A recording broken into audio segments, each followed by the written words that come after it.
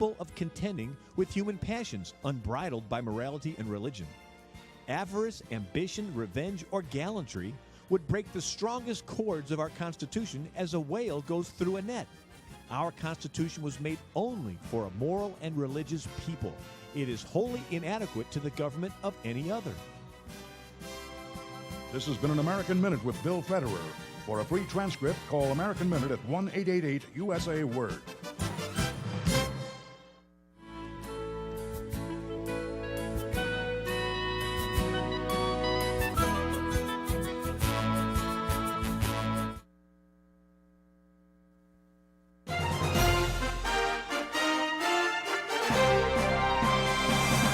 VCY America presents Crosstalk, a nationwide call-in program discussing issues that have an effect on our families, our communities, our churches, our nation, and our world. Crosstalk, an opportunity for you to voice your concerns for biblical principles. And now live by satellite and around the world on the internet at vcyamerica.org. Here is today's Crosstalk. We do thank you for joining us on Crosstalk for a Friday News Roundup today here from the VCY America Network. Our thanks to Sandy for obtaining so many stories, getting them ready for us, and we're thankful for Molly here on the phones, and Dennis in the control room, and a team of VCY America who stands behind this ministry and getting out the message, the good news of the gospel for such a time as this. And friends, as we come together for Crosstalk and we talk about the issues that are impacting us across this nation, around the world, it really had put a fire underneath us to understand the urgency of this time in which we live. We are not here just to occupy space, but we are to occupy until the Lord Jesus Christ comes again. And so let's be faithful, let's be diligent to be both the agent of salt and the agent of light in this world around us. And friends, even as we review the news today, I trust this will help us to understand that much is happening quickly and the intensity is also growing. We don't want to neglect, certainly, the hurricane that has hit, not one but two. Now, Milton is suspected to have killed at least 16 people, is the latest count that I have seen. St. Petersburg has received roughly 18 inches of rain, just the news is reporting. As of now, roughly 3 million people without power. Governor Ron DeSantis said what we can say is the storm was significant, but thankfully, this was not the worst-case scenario. Right now, he says it looks like Sarasota County has the most significant storm surge, likely somewhere between 8 to 10 feet. And remember, when Helene, we had 15 to 20 feet in Taylor County, he reports. From the Daily Wire, House Speaker Mike Johnson slammed the Biden-Harris administration's response to Hurricane Helene during an interview with the Daily Wire's news podcast Morning Wire. Johnson said Republicans' criticism of the FEMA is fair, adding that the utter lack of leadership from President Joe Biden, Vice President Kamala Harris, and Homeland Security Secretary Mayorkas has failed the American people. More than 200 people were killed in the destruction of Hurricane Helene, which made landfall in northern Florida before moving across parts of Georgia, Tennessee, North and South Carolina as well. Republican House Speaker also discussed FEMA's funding, saying the agency had around $22 billion for immediate disaster response. We're going to be playing some clips here in just a moment here because the Secretary Mayorkas had talked about the lack of funding, that the funds were not there. And that was aired on Fox earlier. But first of all, from just the news, in the midst of a last major budget crisis in D.C., Democrats diverted money and the legal authority to put the nation's disaster relief agency into the business of caring for the millions of illegal immigrants who crossed the border on the Biden-Harris administration's watch. And now both parties seem to be trying to obfuscate the truth, reports JustTheNews.com. The White House spokeswoman, Karine Jean-Pierre, took the lead in trying to suggest it was a conspiracy theory to suggest that FEMA was using its resources to aid illegal aliens. Well, we're going to be playing a number of clips here, friends. We'll kind of let you decide. But first of all, let's hear from Secretary Mayorkas. We are meeting the immediate needs with the money that we have. We are expecting another hurricane hitting. We do not have the funds. FEMA does not have the funds to make it through the season. This all comes as the Biden-Harris administration spent over $1 billion from a FEMA program on services for migrants. Okay. On the services program for migrants. Okay, let's also hear from the White House Press Secretary Karine Jean-Pierre. Former President Trump is accusing the Biden administration of using FEMA funding to support undocumented migrants. How is the White House responding to that? I mean, it's just categorically false. It is not true. It is a false statement. And look, the fact of the matter is, I think Washington Post fact checker did a piece, and the headline recently, just moments ago, not too long ago, and the headline was, "No, Biden did not take FEMA relief money to use on migrants, but Trump did." I'll leave it there. Yeah, very interesting. Now, we're going to go back. You're going to be hearing first. This is a clip of Karine Jean-Pierre in October of 24, in what she had to say, and then you're going to hear a transition, and we'll play a clip from, let's see, this would be September of 2023, just 11 months ago, or to make that 13 months ago. It's just categorically false. No, Biden did not take FEMA relief money to use on migrants. That's so FEMA regional administrators have been meeting with city officials on site to coordinate available federal support from FEMA and other federal agencies. Funding is also available through FEMA's emergency food and shelter program to eligible local governments and non-for-profit organizations upon request to support humanitarian relief for migrants. Support humanitarian relief for migrants. Okay, that's referring to those, she will not use the term illegal aliens, but to support those who are here in the country illegally. That was her statement from 1 year ago. Now let's go back another year before that, September of 2022. I wanted to ask if the White House plans any legal responses for the state sending migrants on buses, and secondly, if there's plans to reimburse those cities or provide funding for how they're handling that. So on your first question, it's basically we're referring. I was asked a question like this yesterday to Department of Justice on any legal actions that might be taken or being looked at. Certainly, that is for them to take a look at.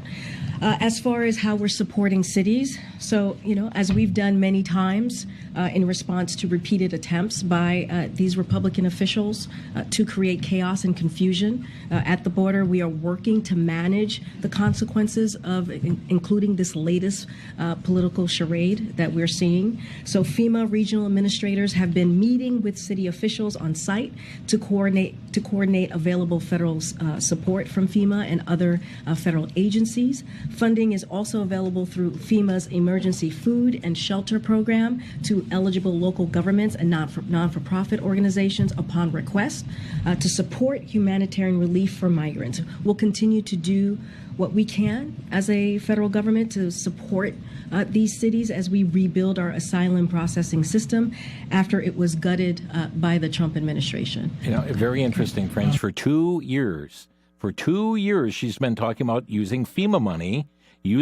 money for those immigrants that are here illegally. Okay, using those funds, and now all of a sudden it's been the barrage. This has been now exposed because the monies they say were not there. Mayorkas says we're out of money. We're not going to have it for the full hurricane season. Then all of a sudden there's a lot of backpedaling that's going on and calling it misinformation. She really got into it with Mr. Ducey from Fox News. To the impacted areas, but instead people want to do disinformation, misinformation, which is dangerous. Because then when folks on the ground hear that, they may not want to ask for the help that they need. That is there for them. That's our focus here. But President Biden is fond of saying, "Show me your budget and I will tell you what you value." If he's got money for people in Lebanon right now, without Congress having to come back, what does it say about his values? There's not enough money right now for people in North Carolina who need it. That's not misinformation. Wait, no, that is your whole premise of the question is misinformation, sir. What you do? Yes, Which it's misinformation. Is there money to send Lebanon right now? I just mentioned to you that we provided more than $200 million to folks who are impacted in the area, and I just shared with you that people are deciding not to. People are deciding not to.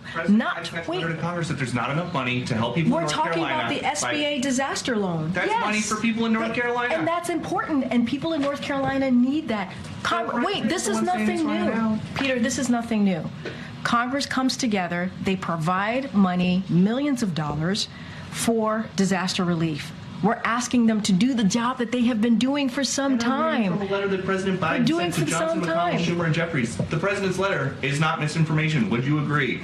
No, the way you're asking me the question is misinformation. There's money that we are allocating to the impacted areas, and there's money there to help people who truly need it. There are survivors who need the funding, and it's there. That you don't like misinformation. I actually said we have the money available to help survivors of Hurricane Helene and also Hurricane Milton. Now there's going to be a shortfall, right? Because we don't know how bad Hurricane Milton is going to be.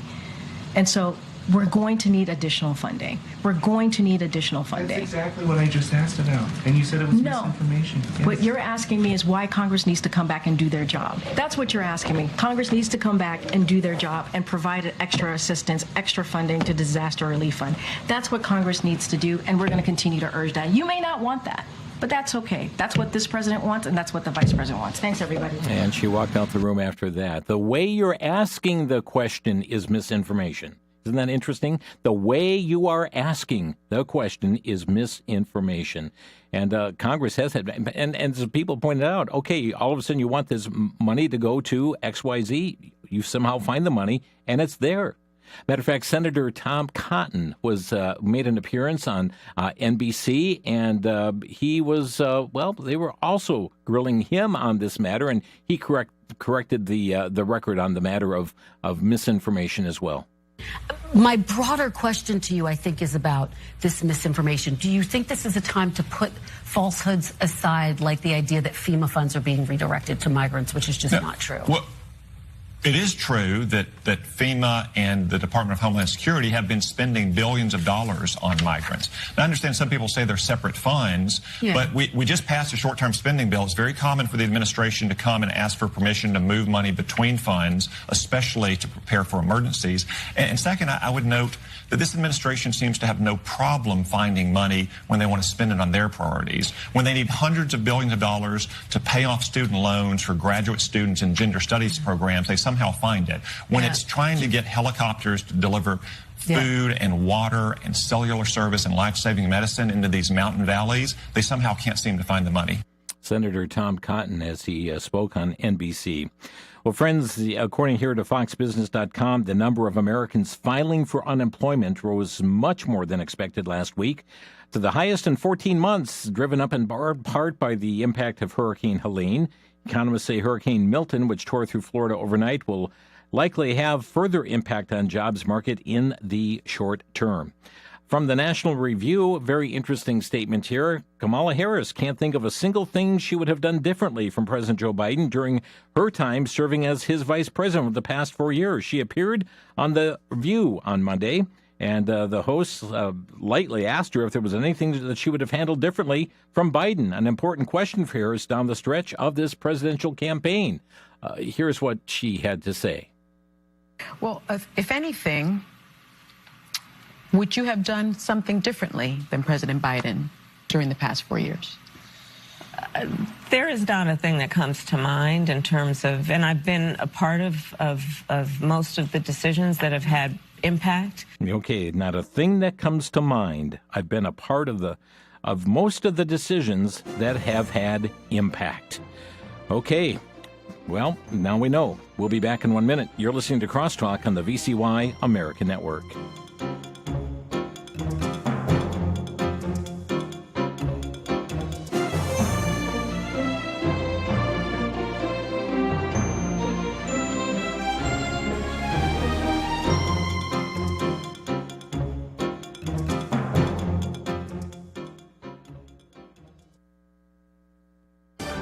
Back to Genesis with Dr. John Morris, geologist and president of the Institute for Creation Research. Dr. Morris, are spiders ever found in the fossil record? Yes, unbelievably, Chris, they are. Not only spiders, but sometimes spider webs are found. A spider and its web was found in amber, which was dated by evolutionists at 190 million years old. Now, I don't buy the date. I think the amber was formed at the time of Noah's flood. But think how silly this makes the millions of years idea look. Spider silk is so fragile, it dehydrates and deteriorates quite quickly. Does anybody really think it's going to last for 190 million years? Chris, a better idea is out there. It's the back to Genesis idea of creation and the flood. If you'd like to go back to Genesis, you can find us on the web at www.icr.org. For the Institute for Creation Research, I'm Chris O'Brien. Thanks for tuning in.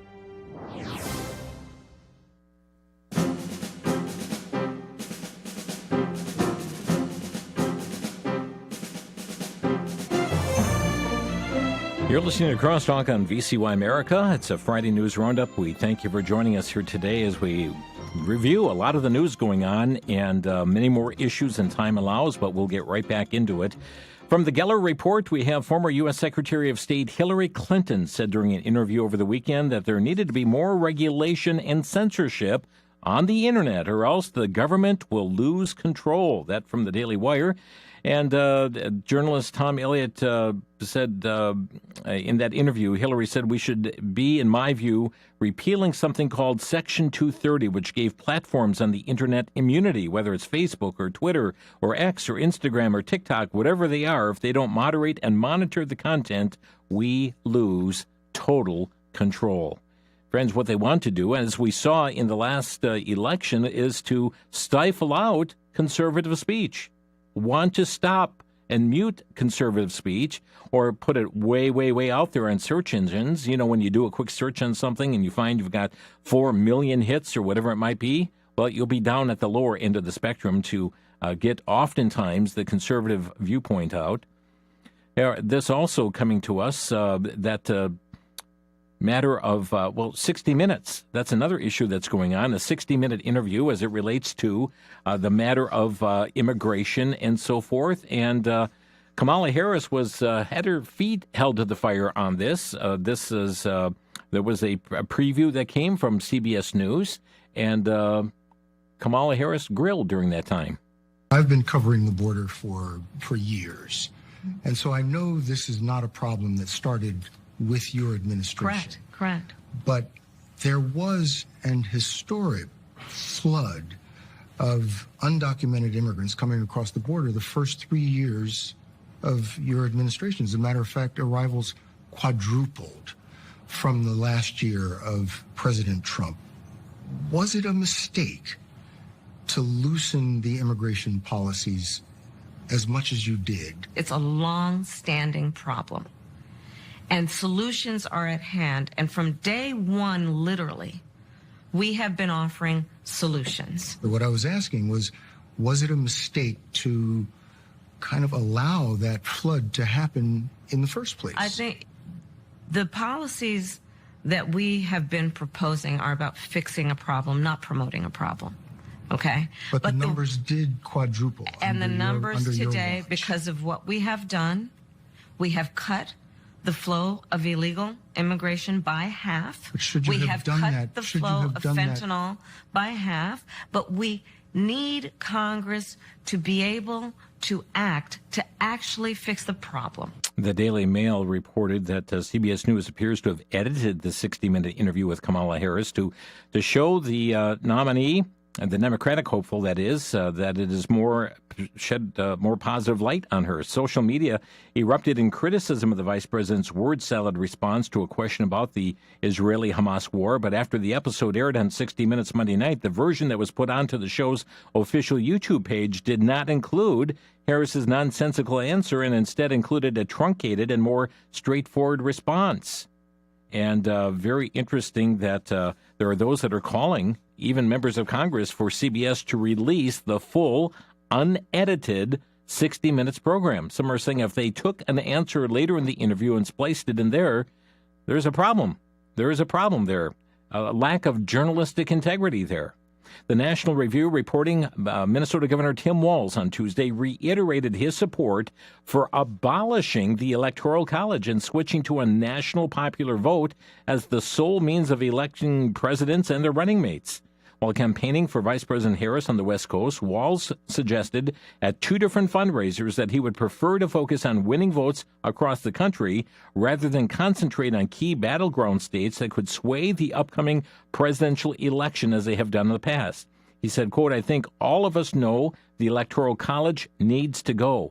We need national popular vote, but that's not the world we live in," the Democratic vice presidential nominee told donors in the state of California. Well, backlash on this one, ladies and gentlemen, because, as the Free Beacon points out, the Harris campaign walked back Governor Tim Walz's Tuesday claim that the Electoral College needs to go, saying this is not an official campaign position. The campaign clarified that the Harris-Walz ticket is not advocating for eliminating the Electoral College, saying Governor Walz believes that every vote matters in the Electoral College, and that he was commenting to a crowd of strong supporters about how the campaign is built to win 270 electoral votes. Folks, that's misinformation. That's not what he was advocating. He is advocating the abolishing of the Electoral College system. From PJ Media, on Thursday during a speech at the Detroit Economic Club, Donald Trump announced his intention to make interest on car loans fully tax deductible if he's elected.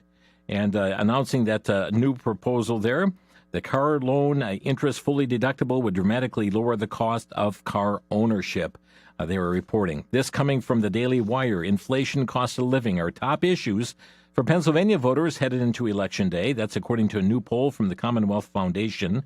The survey, taken in late September of 800 registered voters, found that inflation, cost of living, immigration, and general economic concerns were the top issues for Pennsylvania residents. Troubling story here, friends. We're going to develop this more next week on the program. This from LifeSiteNews.com. With just a month to go until a presidential election with major ramifications for life, gender issues, religious freedom, a new survey projects that a decisive share of religious Americans will not turn out to vote, which, if true, could be disastrous for, they're saying, former President Trump. Released October 7th was the report by Arizona Christian University's Cultural Research Center. Based on the survey of 3,000 voting-age adults, it found that 49% of respondents indicated that they are not likely to vote in November, which, when applied to the religious breakdown of the population, means as many as 104 million people of faith are unlikely to vote in the upcoming election. 68% of respondents suggested that they were not voting simply due to a lack of interest. 57% said they disliked all of the major options. 55% said none of the candidates reflected the views most important to them. Noticeably, 48% said they believe the election's outcome will be rigged anyways, that is. But 32 million Christians might not be voting in the presidential election this year. Let me also, we'll get to some other stories on like election issues, but first this coming from FoxNews.com. White House Press Secretary Karine Jean-Pierre received a promotion to senior advisor to the president Monday. She has been a trusted advisor to the president and all of us here at the White House since day one. Her counsel will be critical to get as much done as possible for the American people in the coming months, said the White House Chief of Staff. ABC News reported that Jean-Pierre would begin the role effective immediately while still maintaining her job as press secretary. Coming from the Daily Wire, inflation came in hotter than expected in the final Labor Department report before the presidential election, less than 4 weeks away. Consumer Price Index measures the general cost of goods and services across the country, increased 0.2% in September, which, when seasonally adjusted according to the latest data, eggs 8.4% higher, nearly 40% more expensive than a year ago. Butter 8% more expensive than a year ago. Energy prices fell 1.9% in September. Gasoline prices fell, but electricity and natural gas prices ticked up. That bumped the annual inflation rate to 2.4%. From FoxNews.com, an Afghan citizen living in Oklahoma has been charged with plotting a terror attack on Election Day on behalf of the Islamic State, in which he and an underage co-conspirator expected to die as martyrs, the Justice Department said on Tuesday. Nasir Ahmad Tawhidi obtained firearms and ammunition to conduct a violent attack on U.S. soil, as well as taking a number of steps to prepare for the plot, authorities said. He entered the U.S. September 9, 2021, weeks after U.S. troops pulled out of Afghanistan, came on a special immigrant visa, currently on parole status pending adjudication of his immigration proceedings, as well as so many others that are in that same situation, but had been plotting an election day terror attack in the United States. Now, this story out of Oklahoma, a very deep red state. Now, ladies and gentlemen, I say all that to say this. It is critically important that you make your plans for Election Day. There are many states that have already begun early voting, absentee voting underway that is taking place. Of course, there is also voting on Election Day, but I've been hearing from more pro-family groups that are suggesting, folks, get your vote in. We don't know what is planned on Election Day, and certainly to get your vote in, here's a case in point, somebody who is going to try and interrupt Election Day with terror attack. Is this a lone situation that is being planned? But certainly to make your plans to get your vote in, and whether it is absentee or early voting or on Election Day, friends, there are those who are committed to disrupting the process. We will be conducting an interview with Robert Knight coming up soon on this matter of elections and vote fraud and related issues. We hope you'll be able to join us, but really consider. I know a lot of people will say, I vote. That's always been my position, to vote on Election Day. And as I see what's taking place across the country, and those who will try intimidation tactics, or those who are going to try and disrupt the process out there, how critically important it is to be sure that your vote is in, that you are not discouraged by something that may crop up on Election Day itself. Well, from LifeSiteNews.com and what has become a trend at the United Nations over the past several years, the vast majority of member countries voted in favor of another measure expressing disapproval of Israel's action. The UN's General Assembly adopted a resolution calling for Israel to end its so-called, and I say the word so-called, occupation of Palestine within the next year. Support came from 124 countries, 43 abstained, only 14 voted against it, including the United States, Israel, Hungary, Argentina, and a consortium of island nations. The Daily Wire reporting this past Monday, the one-year anniversary of the horrific Hamas October 7th massacre of more than 1,200 Israelis. Prime Minister Benjamin Netanyahu met with a bipartisan delegation of U.S. senators in his office in Jerusalem, saying, I deeply appreciate the visit by Senators Graham and Blumenthal and the day of commemoration, October 7th. It was the worst attack on the Jewish people since the Holocaust, but unlike the Holocaust, we fight back. We're fighting like lions with the support of the American government and the American people and its representatives here. I want to thank you both for your stellar support for Israel throughout the war.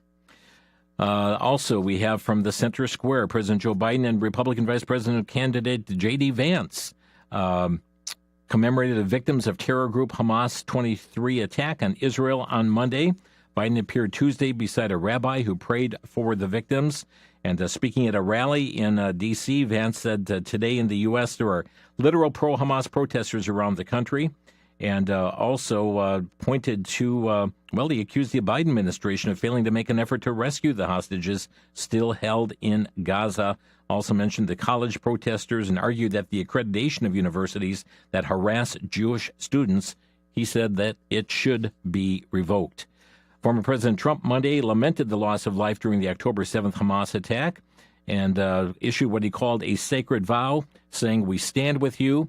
And we make you this sacred vow, very simple vow, a vow you've heard many times, and never again, referencing a phrase the Jewish community often used to say in regard to the Holocaust. We'll be back in just 1 minute. A News Roundup Day on Crosstalk here on the VCY America Network.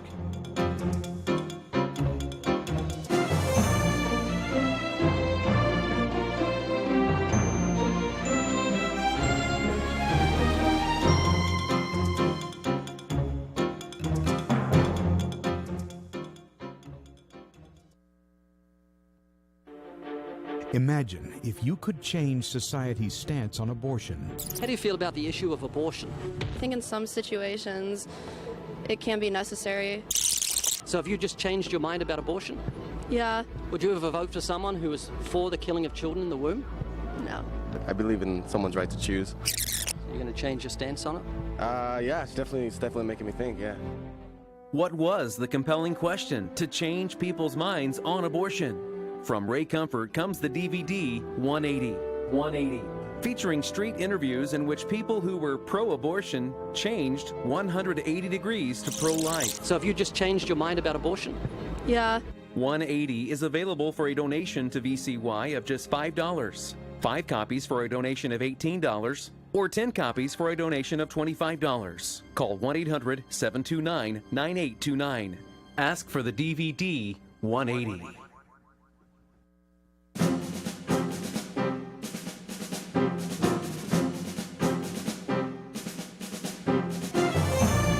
This is Crosstalk on VCY America, and just gathering many stories, many different topics here to kind of give a review to the week. And as always, so much more news happens and time available to get it all reported here, but certainly giving you many different topics on the broadcast here today. CBN News reporting the Hezbollah continued to launch hundreds of projectiles at Israel Wednesday as Israel's prime minister and President Joe Biden spoke for the first time in weeks. More than 220 Hezbollah rockets and missiles crossed from Lebanon into Israeli airspace, some of them causing damage. Also, from CBN News in southern Lebanon, the IDF are showing the world that Hezbollah was set to use many homes around the border from Israel as launching pads for a massive invasion of the Jewish nation. Walking from one shot-up house to another in southern Lebanon, IDF spokesman Rear Admiral Daniel Hagari declared, "Every house is a terror base. I wanted you to see with your own eyes what we found."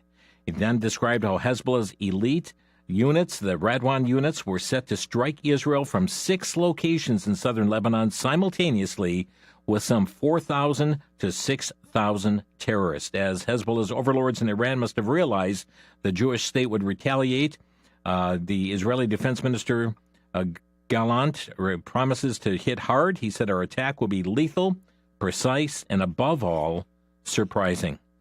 From off the press, CBS News is facing some backlash after an internal memo instructed journalists not to refer to Jerusalem as part of Israel. It ignited criticism from media figures and raising concerns about journalistic integrity. The memo sent by CBS News Senior Director of Standards Mark Memot in late August emphasized the disputed status of Jerusalem despite its recognition as Israel's capital by the United States government. The Daily Wire reported that the Minnesota Vikings team has been blasted for warning about rising Islamophobia on the one-year anniversary of October 7th. The NFL team released a statement on X. Today, as we remember the one-year anniversary of the reprehensible attacks on Israel, we mourn the loss of all innocent lives from the ongoing conflict. We stand against the rising anti-Semitism and Islamophobia and know we must steadfastly work toward combating hate in all forms. They go on to talk about praying for the 101 hostages yet to be freed. Our deepest hope is for a future of peace and safety throughout the world. From Pamela Geller, the Geller report, Russian arms dealer Victor Bout is supplying weapons to the Iran-backed Houthi rebels in Yemen after he had been released from prison. He's also known as the Merchant of Death due to his arms trafficking network. He was released in a prisoner exchange. President Biden released him in order to get back the WNBA trans player Brittany Griner. Okay, some other news that is taking place. This one is a very interesting story here as well.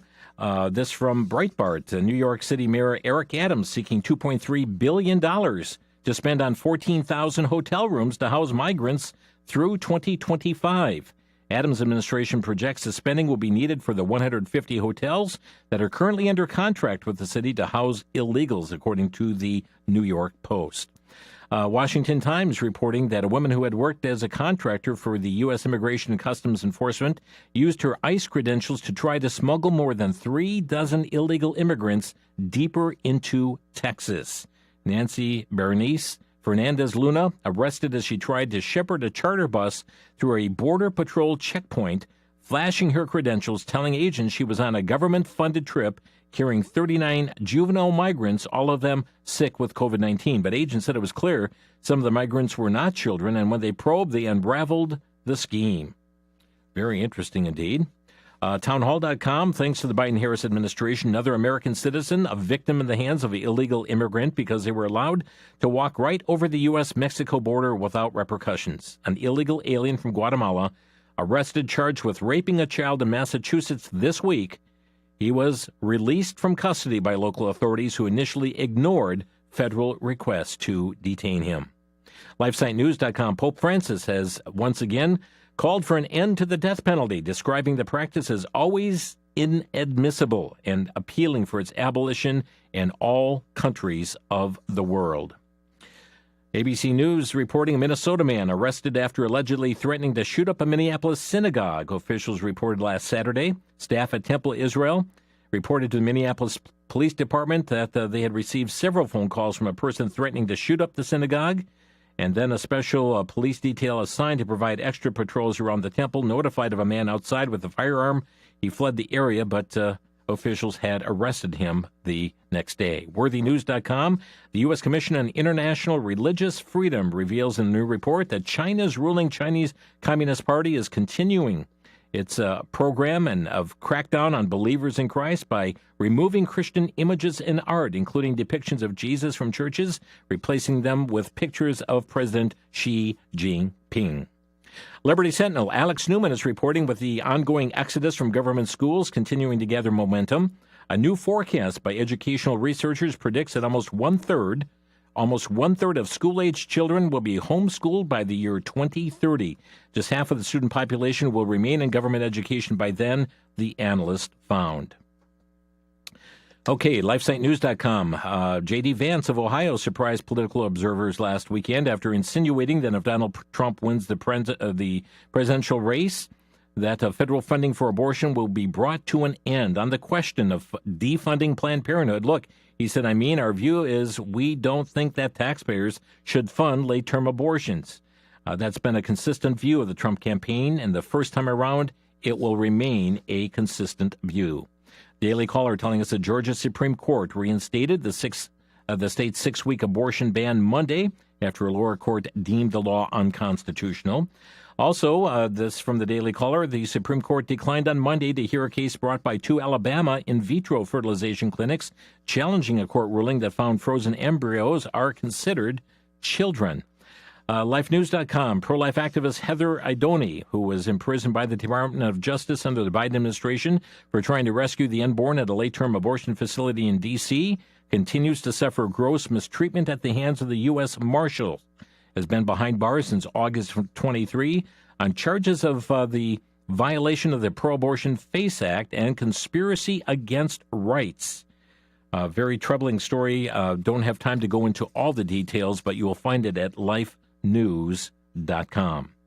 Well, we talked about FEMA quite a bit earlier in the broadcast, and BizPac Review telling us that there is FEMA's history of misplaced priorities resurfaced during Hurricane Helene, as an agency roundtable came to the fore exposing a supposed queer and present danger.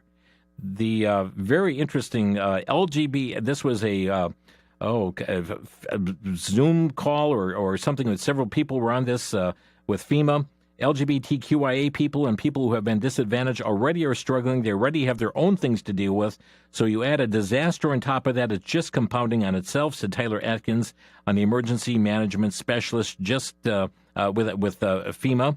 But talking now about having disaster equity. The Post-Millennial reporting the trans trend in the U.S. shows no signs of abating, even as other nations take a step back and reconsider their approaches to treating gender dysphoria.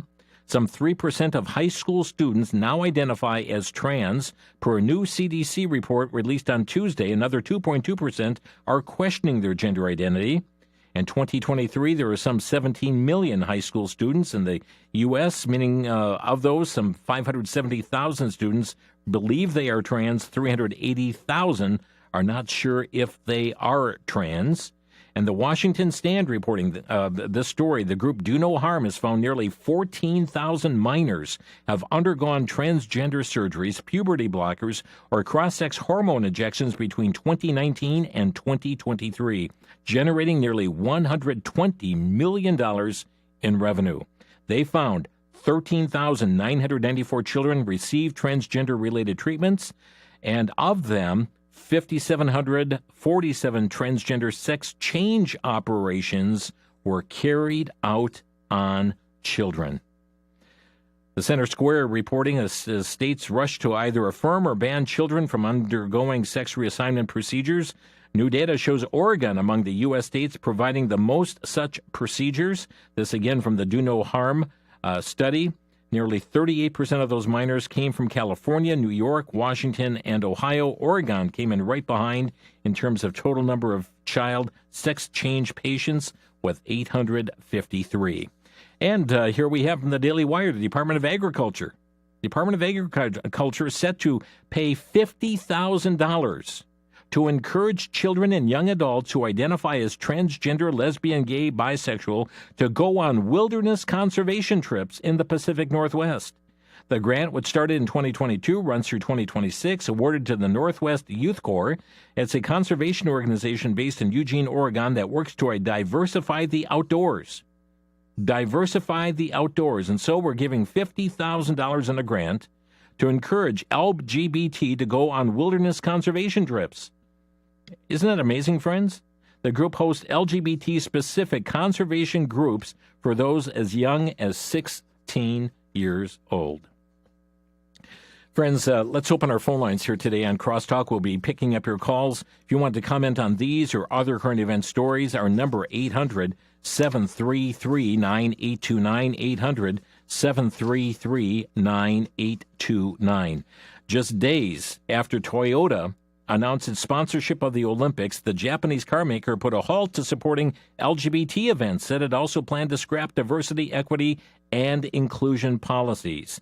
In a memo, and this is from LifeSiteNews.com, in a memo issued to its 50,000 U.S.-based employees and 1,500 dealerships, Toyota reportedly said that it will continue to encourage an inclusive environment where diversity thought can flourish, but that its primary focus will be on professional development, networking, mentoring, and volunteering initiatives for staff, for their staff, that is. Among other changes, Toyota will no longer participate in the pro-LGBT Human Rights Campaign Corporate Equality Index. They're joining other countries who are abandoning this corporate quality index as well. National Review telling us that Georgia's 26 public universities and colleges voted unanimously Tuesday to ask the NCAA to ban transgender identifying male athletes from competing in women's sports. Regents of the state university system, more than 24 schools, asked the NCAA and the National Junior College Athletic Association to conform to a policy set forth by the National Association of Intercollegiate Athletics earlier this year. Under the rule, only biological women who have not begun hormone therapy to transition to the opposite sex are allowed to participate in the NAIA-sponsored female sports. Those who have begun hormone therapy are barred from intercollegiate competition and are only allowed to participate in workouts, practices, and team activities. By the way, the Colorado Supreme Court ruled in favor of long-embattled Christian baker Jack Phillips of Masterpiece Cake Shop on Tuesday. CBN News has the story. The state's high court dismissed the case Masterpiece Cake Shop versus Scardina because the attorney who was targeting Phillips did not follow the correct process in suing him. This ends 12-plus years of harassment against Jack Phillips. We're going to take a break. We'll come back to your calls. Our number here, 800-733-9829. That's 800-733-9829. Back in a minute here on Crosstalk.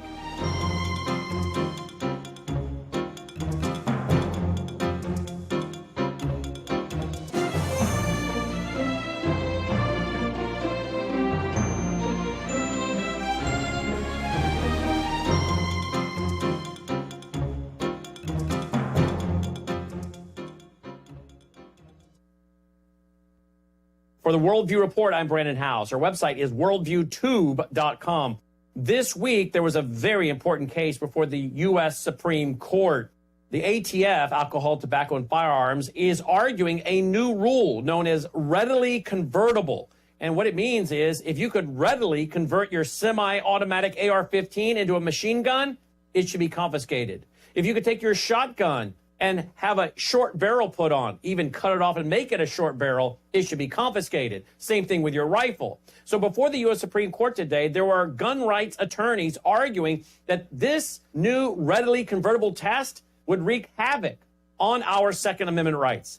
It's time for Christians, pastors, Americans to understand we have God-given rights of self-defense. It's in the Bible. Only a wicked government seeks to disarm its people so they can carry out their brutality and murder. There is a biblical worldview to be applied here. Let's do it.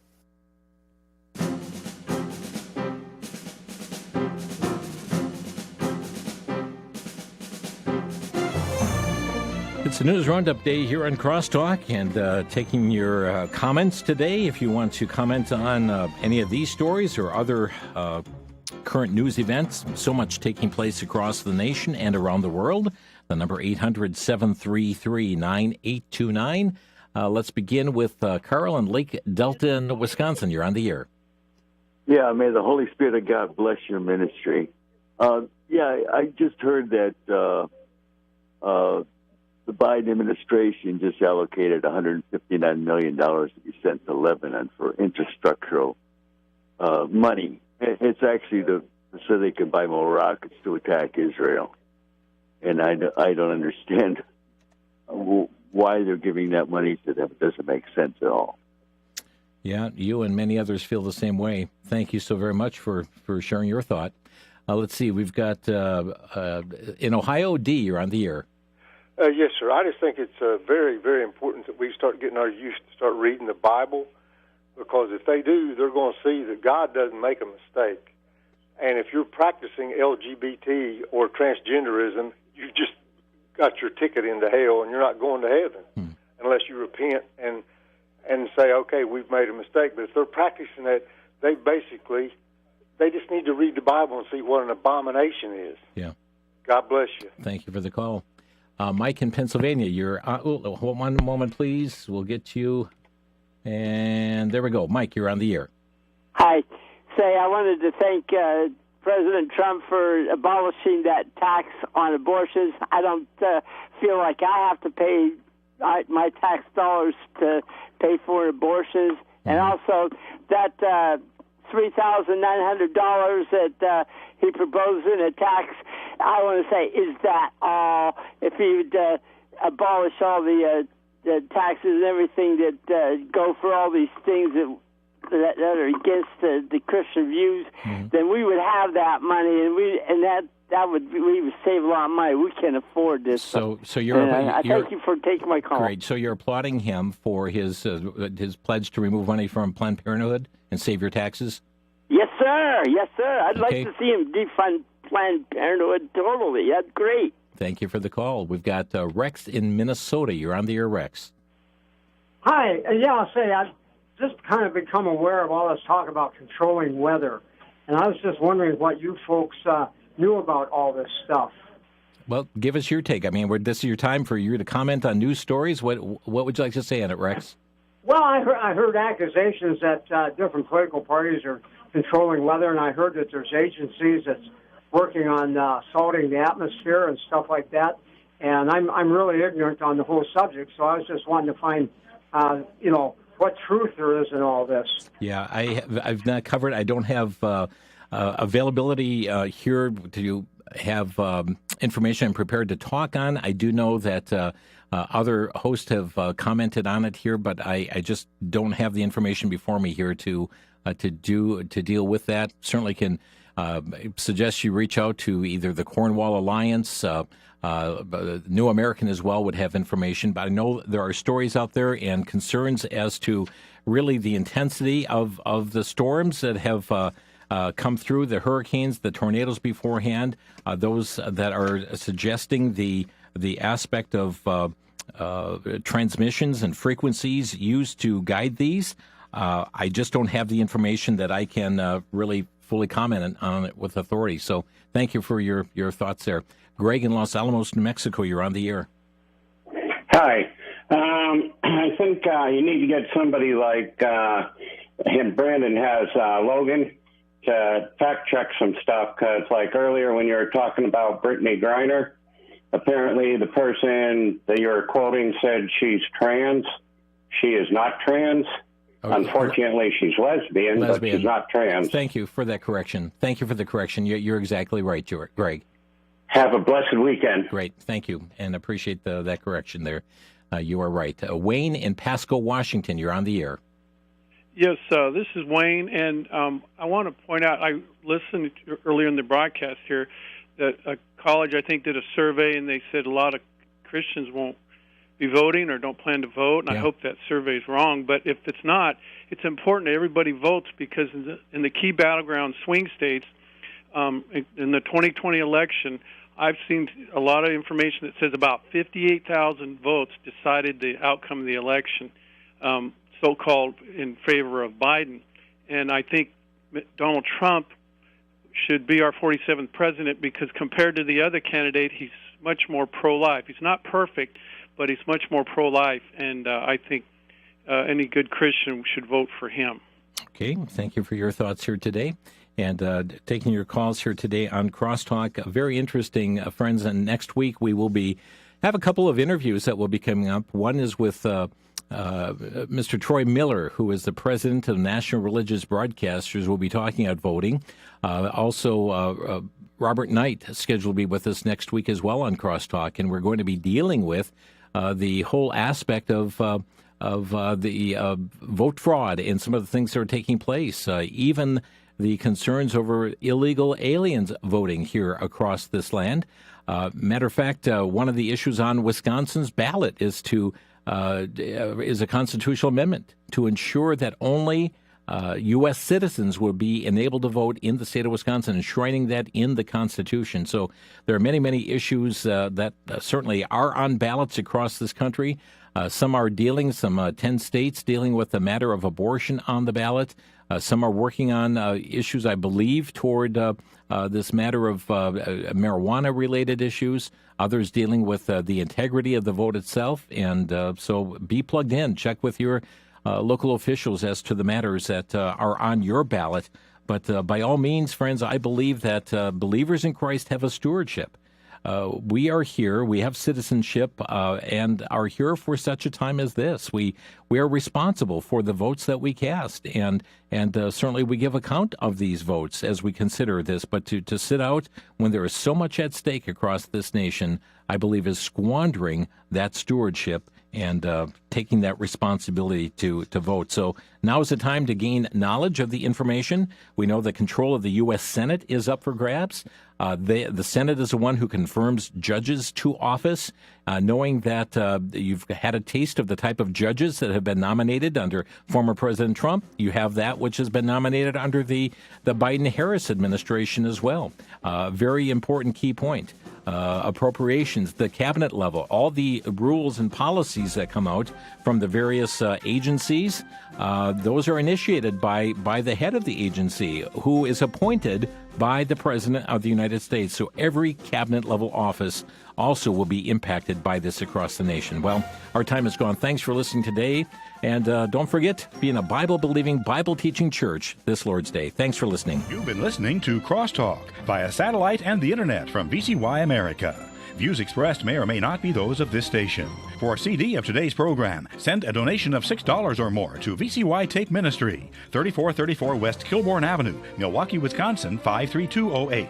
Or download by RSS or podcast from crosstalkamerica.com. And join us again for Crosstalk.